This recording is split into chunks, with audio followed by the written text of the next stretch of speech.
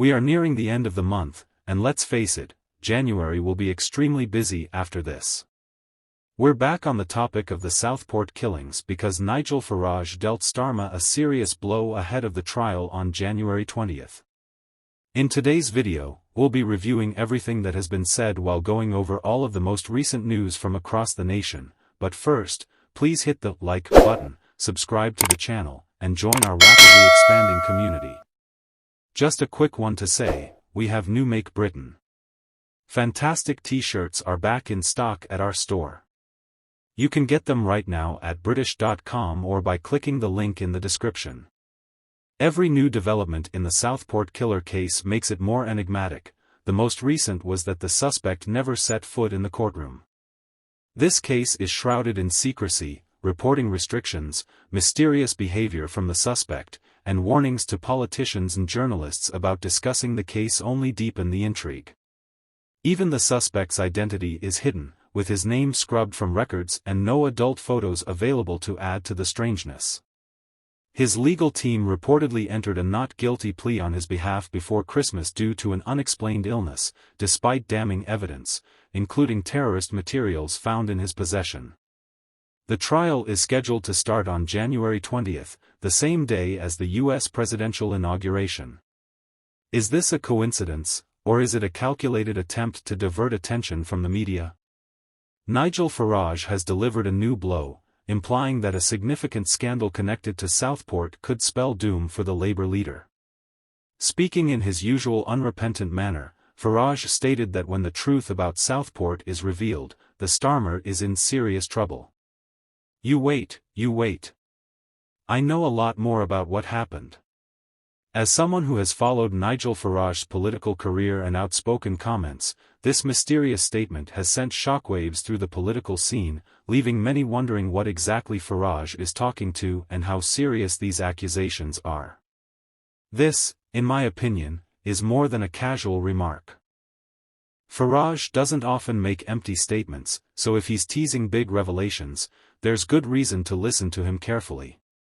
Farage's remarks highlight a bigger problem with Starmer's leadership, his incapacity to inspire true trust and his years-long inaction on mounting worries about the party's course. Labour has pushed policies that alienate those very voters while operating under the pretense of moral superiority and pretending to represent the working class. Farage's caution regarding Southport has the potential to reveal this duplicity in a manner that even Starmer's well-crafted speech cannot match. Remember that Farage has previously criticized political personalities, and history demonstrates that he frequently strikes a chord when others would prefer to remain silent. If Starmer really has something to hide, it won't just be a small incident, it might be a scandal that ends her career. The most concerning aspect of Starmer's silence on the subject is that his typical tactic of sidestepping difficult inquiries and avoiding criticism won't apply in this situation. Farage's remarks serve as a potent reminder that accountability is non-negotiable, especially for those who claim to represent the people.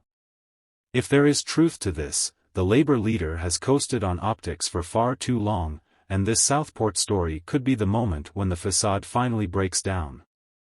I say let the truth come out, no matter how inconvenient it may be for Starmer and his allies. The British public deserves answers. If Starmer has nothing to hide, he needs to come forward and clear the air. Tell me what you think of Farage's remarks in the comments section of another news article. Just 10% of criminals in Britain commit half of all crimes, and they are frequently released from prison. Criminals with up to 300 prior offences are released from court without receiving a jail sentence. The government is already facing criticism for releasing thousands of inmates early because prison capacity is running low, and activists are demanding tougher measures against the so-called boomerang offenders who are being released despite a life of crime, including drug peddling and theft. According to Dr. Lawrence Newport, the creator of the advocacy organization Crush Crime, there is no justification for the government to be kind towards repeat offenders because many career criminals have committed hundreds of crimes. The public has to be safeguarded. According to statistics from the Ministry of Justice, 1 in 10 criminals are prolific offenders, bringing the total number to 526,000. These individuals are responsible for half of the crimes that end up in court, or an astounding 10.5 million sentencings. However, a number of recent pieces of evidence have revealed that many of these criminals, who on average have been convicted 20 times before, are getting off at court without a prison sentence. Newport has pushed the government to use the sentencing review, which is being led by former Conservative Justice Secretary David Gork, to ensure that criminals with lengthy records are imprisoned for a longer period of time. The more crimes they have committed, the longer they should serve. The British public must be protected. The fact that repeat offenders were not being put behind bars was a travesty, according to Shadow Justice Secretary Robert Jr. He wrote in The Sun that we cannot allow this to become the new normal. It is clear that these people must be put behind bars in order to protect the public, give communities a break, and lower crime rates. We believe in second chances, but not 50 or more chances. That's madness. According to data from the Ministry of Justice, the majority of prolific offenders began their criminal careers by stealing, which is a gateway crime that can lead to drug use and violent crimes. Finally, according to royal expert Richard Fitzwilliams, Meghan Markle and Princess Kate had a chilly relationship and are reportedly not speaking since Meghan and Prince Harry resigned from their royal duties in January 2020. Williams stated in an interview that, despite initial expectations that she and Harry would flourish in their role, Meghan gave Harry a way out of the royal life.